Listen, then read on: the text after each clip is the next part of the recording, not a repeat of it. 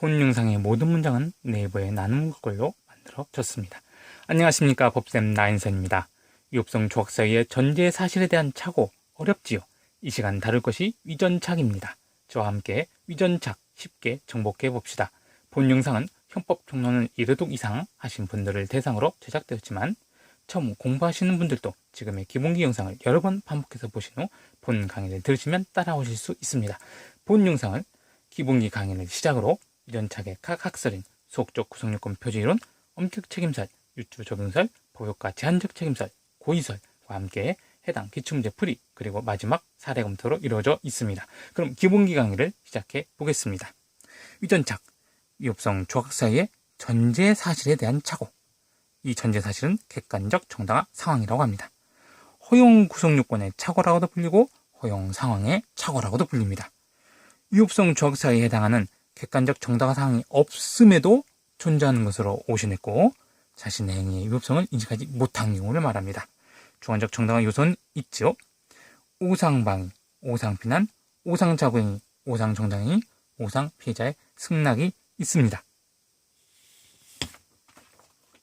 오늘날은 구성요건, 위법성, 책임 이렇게 범죄 성립 요건인 3단계 범죄 구조를 갖고 있습니다. 구성요건, 위법성, 책임 이렇게 있는데요. 구성요건과 위법성은 합해서 불법이라고 부릅니다. 불법의 적정 요소를 구성요건, 불법의 소극적 요소를 위법성이라고 그러는데요. 구성요건에 해당하면 불법에 해당하지만 또 만약에 위법성에 객관적 정당화 상황이 있고 주관적 정당화 요소가 있게 되면 불법이 안 되게 됩니다. 그래서 소극적 요소라는 거예요. 자, 그럼 다시 볼까요? 구성요건부터 보겠습니다. 여기서 반드시 불법은 뭐다? 구성요건과 위법성으로 이루어져 있다. 이거 꼭 기억하시고 넘어갑니다. 구성요건은 객관적 구성요건, 주관적 구성요건이 있습니다. 객관적 구성요건은 수단, 객체, 상황, 결과가 있고 주관적 구성요건은 고의와 과실로 이루어져 있습니다. 고의는 의사무가치라 그래서 가치가 없는 의사라는 뜻인데요. 객관적 요소를 인식해야 되고 그를 실현할 의사가 있어야 됩니다.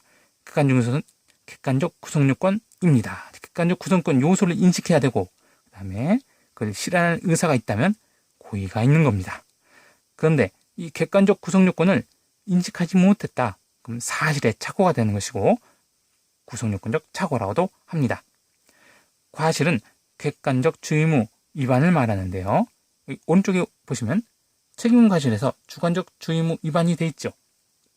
여기서 객관적 주의무 위반이라는 것은 일반적 보통인을 대상으로 그 상황을 예견 가능하거나 회피 가능했음에도 한 경우 그거를 객관적 주의무 위반이라 그러고 주관적 주의무 위반은 행위자의 개인적 능력을 기준으로 과연 예견 가능했느냐 회피 가능했는데도 불구하고 그 행위를 했느냐를 보는 것입니다.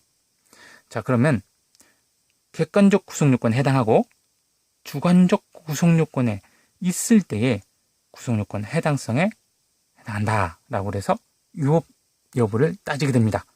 위법은 객관적 정당화 상황이 있고 주관적 정당화 요소가 있습니다.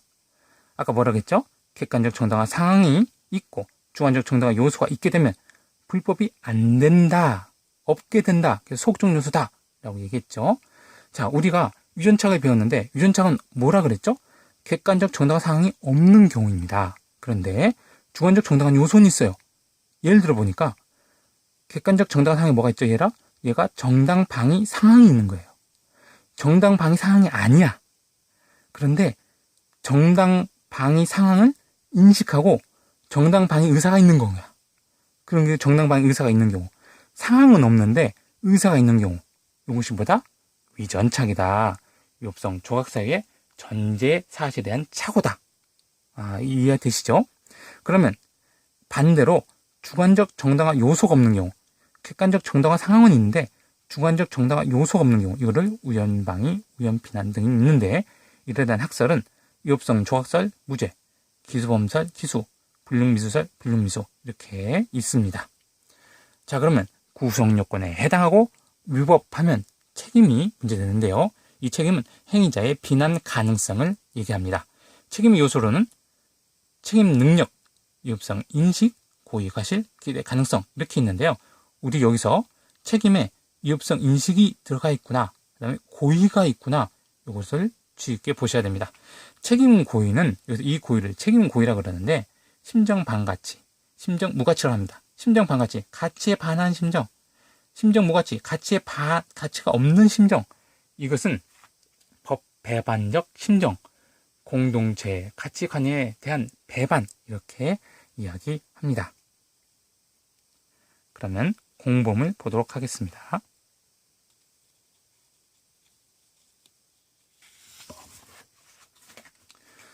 자, 범죄 참가 형태에 대한 분류인데요. 정범과 공범은 아닙니다. 정범은 직접 정범, 공동 정범, 간접 정범이 있고요.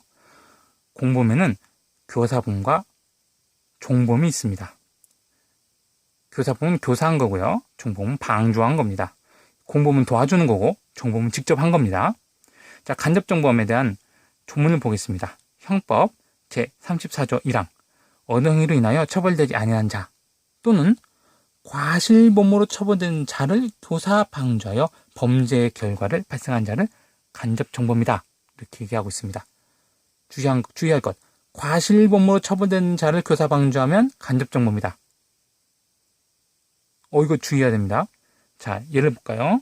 아동 청소년 피해자를 협박하여 스스로 자신의 행위를 내물하는 화상, 영상 등을 생성하게 하고 재생할 수 있도록 하였다면 간접 정범 나왔죠? 간접 정범의 형태로 아동 청소년 이용 땡땡물을 제작하는 행위라고 보아야 한다. 자, 여기서 교사 방조가 성립하려면, 이 공범이 성립하려면, 교사 방조, 교사 종범이 성립하려면 정범 행위는 고의범이어야 된다. 왜 그렇죠? 과실범에 대한 교사 방조는 강점이 되기 때문이죠. 자, 과실범으로 처벌된 자를 교사 방조하면 간접정범이다. 즉, 고의범으로 처벌되는 자, 정범이어야 돼. 요 과실범이면 안 된다는 얘기예요. 고의범이어야 돼. 정범이 고의범이어야 돼. 그래서 교사 방조가 성립하려면 정범 행위는 고의범이어야지. 만약에 정범이 과실범이었다, 그러면 뭐가 된다? 그 교사 방조한 자는 간접 정범이 된다. 공범 종속성서를 보겠습니다. 총서가 8이죠. 교사범과 방조범의 성립에는 먼저 정범의 범죄 행위가 인정되는 것이 그 전제 조건이 되는 것은 공범의 종속성에 연연한 당연한 기결이다. 판례죠. 성립의 종속성이라고 그럽니다.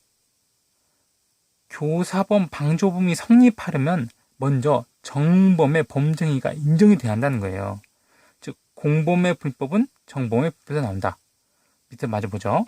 제한적 종속 형식. 정범의 행위가 구속요건에 해당하고 위법하면 공범이 성립한다. 즉, 앞에서 구속요건 위법성 봤죠?